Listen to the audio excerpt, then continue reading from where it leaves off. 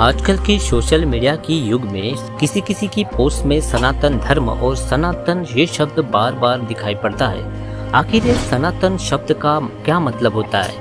क्या सनातन का मतलब पुराना होता है? हिंदू धर्म में सनातन का मतलब बहुत पुराना या फिर बहुत पुराना आदिम होता है। सनातन की संकल्पना बौद्ध की है। कैसे?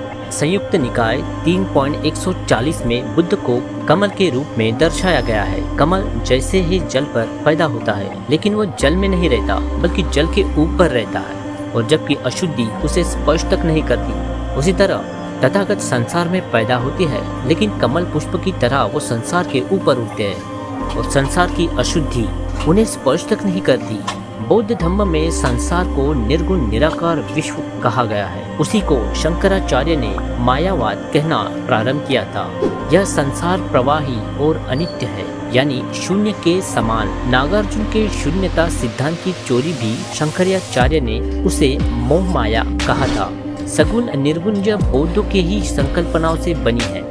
तथागत बुद्ध ने कहा है कि विश्व प्रवाही है, और जैसे कि प्राणियों का जन्म होता है और बाद में मरना, या एक वस्तु का निर्माण होना बाद में नष्ट होना, ये एक वैश्विक सत्य है जो कभी नहीं बदलता।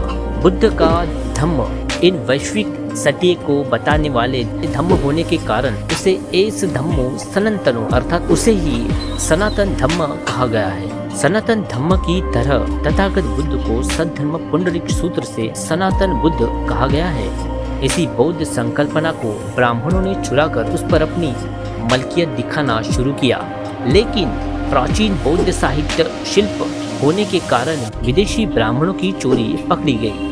विदेशी ब्राह्मणों के धर्म का नाम न ही हिंदू है और न ही सनातन धर्म, बल्कि उनके धर्म का नाम वैदिक धर्म है और ब्राह्मण धर्म है।